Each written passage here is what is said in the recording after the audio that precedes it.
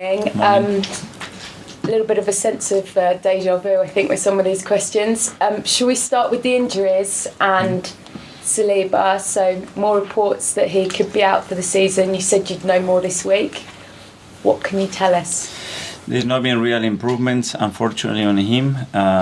So we are still waiting. We are still hopeful, but obviously it's another week that is gone by, and Isaac hasn't been able to train with the team. Can you tell us a little bit more about the injury? There was some speculation that it's sort of disc problems and that he might have to miss the rest of the season. I leave that to the doctors to explain if they have to explain. Are you preparing for the rest of the season without him now? Well, at the moment we don't have him. We are preparing for this game without him, and next game obviously probably is going to come too close as well. So we have to go week by week at the moment. Okay. And Xhaka, is he okay now? Because he missed the game with sickness. Yeah, granted he's been out. Hopefully he will be able to train today, but I still a doubt. Still a doubt. And anyone else a doubt? Or everyone else okay? No, the rest okay. Okay. Obviously, quite an emotional end to that game on Friday night. When you sort of picked apart the performance and took the emotion out of it, what do you feel was at the heart of some of those errors early on? Human errors. Players, they make a lot of brilliant decisions and they make mistakes. The areas where you made those mistakes probably defined the extent or the consequences to that mistakes, and obviously where we made those mistakes punished us heavily. But looking at the last two games back, taking that apart, we deserve to win both games without a question of a doubt. When you say human errors, we've obviously seen you go most of the season without making those errors. How do you get to the bottom of why they're making them now? We have made some errors, but we have managed to win the games, and then probably those errors get a little bit dissolved. But we have had some of them that we have managed to do that. But yeah, especially certain areas, you have to minimize those as much as possible because the margins then become much smaller. Because from the outside, it's easy for us to say, look, they're under pressure, this is why they're making the mistakes, but what's it from the inside? I don't think it's about that. It's decision making, sometimes it's execution, sometimes credit to the opponents as well, that they put you in certain positions to force those mistakes. But as I said, I think we've done some in the past as well, that I can remember, especially at home, that it could have cost us something and we managed to win the games. Obviously, still 10 games unbeaten. There's been quite a big reaction against Arsenal kind of going on to win the league from here. But the message from you is what? Go win? Still believe? 100%. But we knew from the beginning, and that City was the team to beat, probably with Liverpool, because what those teams have done in the last 6-7 years, and they fully deserve that credit and to be at the top. And we were the ones that wanted to be closing that gap as much as we possibly could, and we are toe-to-toe with them. We knew that we had to go to the Etihad. We know that after that they're going to have another 5 very difficult games. So that game is going to be really important. Is it going to define the season? The answer is no. You've been part of title races before. At this stage, how much is about that belief and confidence? How much is about psychology? How much is about mentality?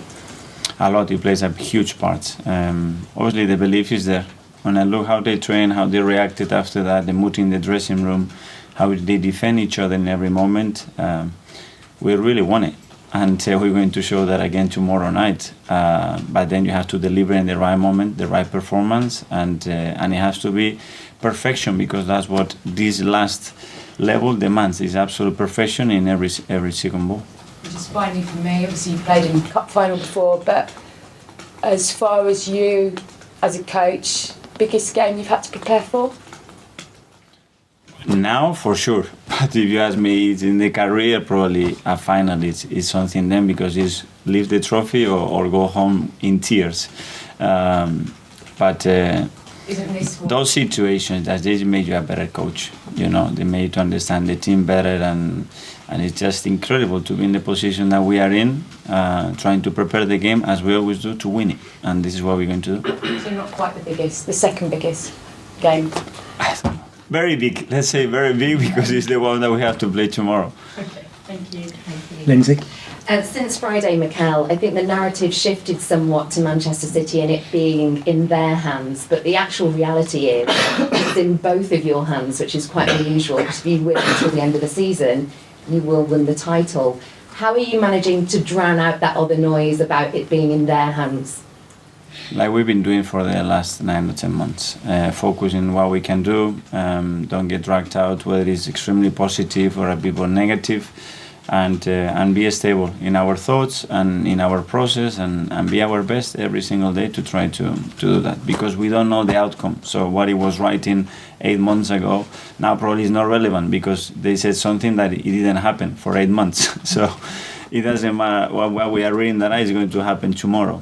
I know you have to go back and read what it was said. One of the key differences will be that experience, that winning experience of getting over the line. How much are you leaning on Jesus, Zinchenko in your squad at the moment? Are you even leaning on them?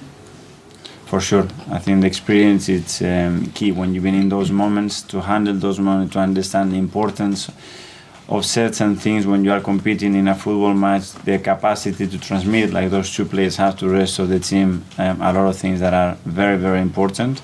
And then the rest, sometimes is the best, but some of them, they are young, but they play a lot of games already.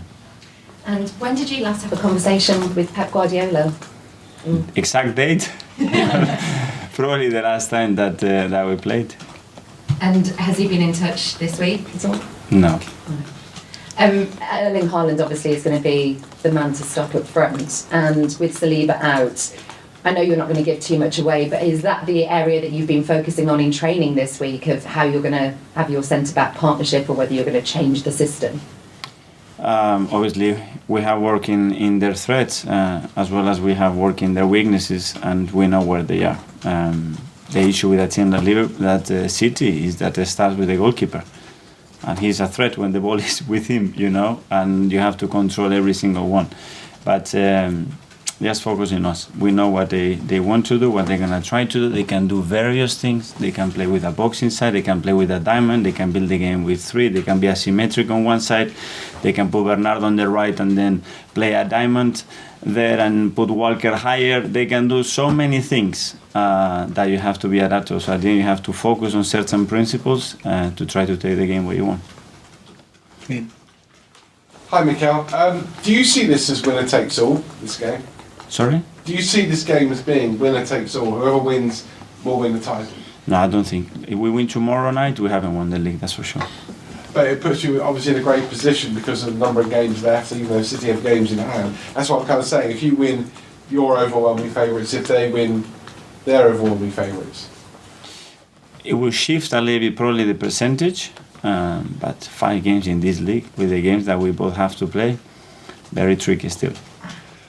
Do you think the last few weeks has shown that your team are suffering from nerves? They are very young, and most of them very inexperienced. Has nerves been perhaps the biggest thing? How will they overcome that tomorrow?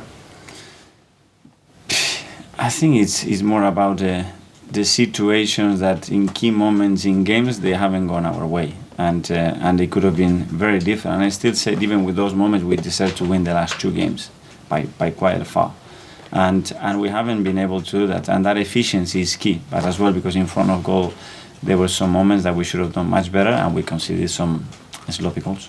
You said you'll be relying a little bit on, or you're encouraging Zinchenko and Jesus to sort of, with their winning experience, maybe within the squad, to talk to them ahead of the game. How are you doing that? How are you involving them maybe a little bit more than you normally would do? In a very natural way, since I think when they come in after 2 weeks, 3 weeks, they're set, because they've been where they've been. He said, we can win this league. So it's not something that we have started to feel or they have tried to transmit. And I didn't know about that, but they said to me that a few months ago. It's been going on since August. So it's not something that now you rely on them. No, this process has been coming for a long time. You've also said it's not the biggest game of your career in terms of managerial. Cup finals are bigger.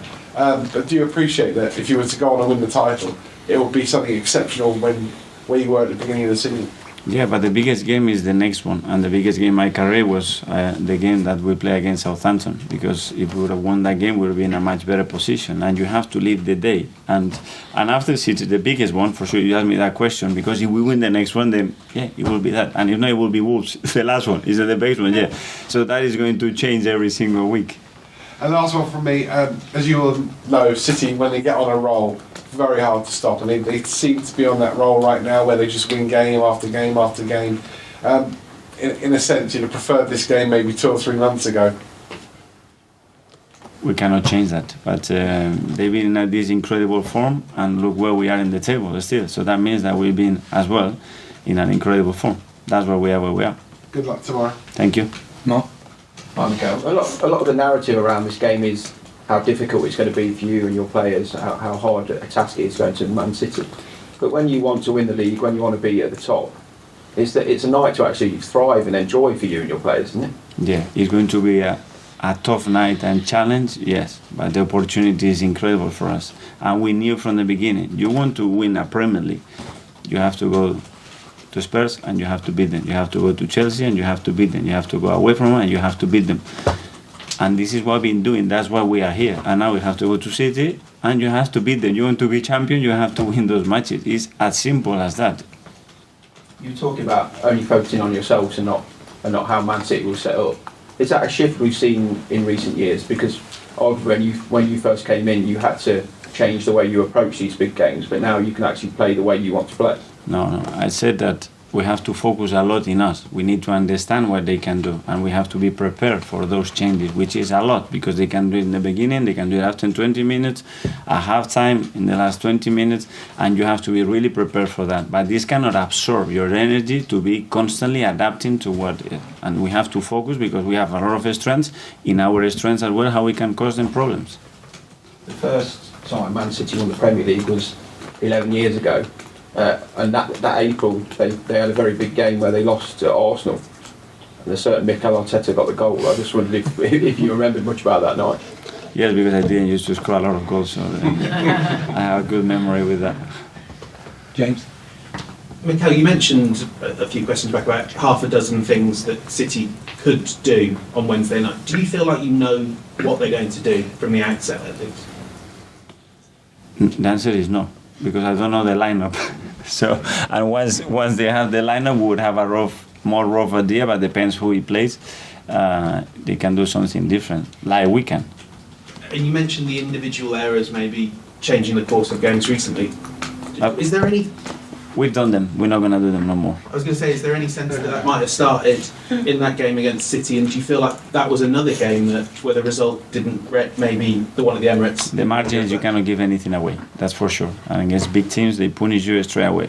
And that game, for many periods, we did really, really well, and we deserved much better. But again, we had 1 or 2 moments that we give them, and in that moment, the game was over. Just a couple more on the live, James. Mikel, you've developed a team with such a clear style, clear identity. Can you go to City and win sort of on your own terms, or do you have to modify your approach because of how good they are? That's what we do every game. You know, in certain areas. Are you talking in ball possession? Are you talking out of possession? In transition moments? Are we talking on restart? Are we talking on set pieces? Are we talking on the emotional state? You have to shift it all the time. Every opponent demands and questions you different things and gives you different opportunities, and this is no difference with that team. It's just obviously that the quality of the opponent is as good as it gets anywhere in the world, that's for sure. Obviously a lot of focus on Erling Haaland. When you analyse City, how has he changed them this season?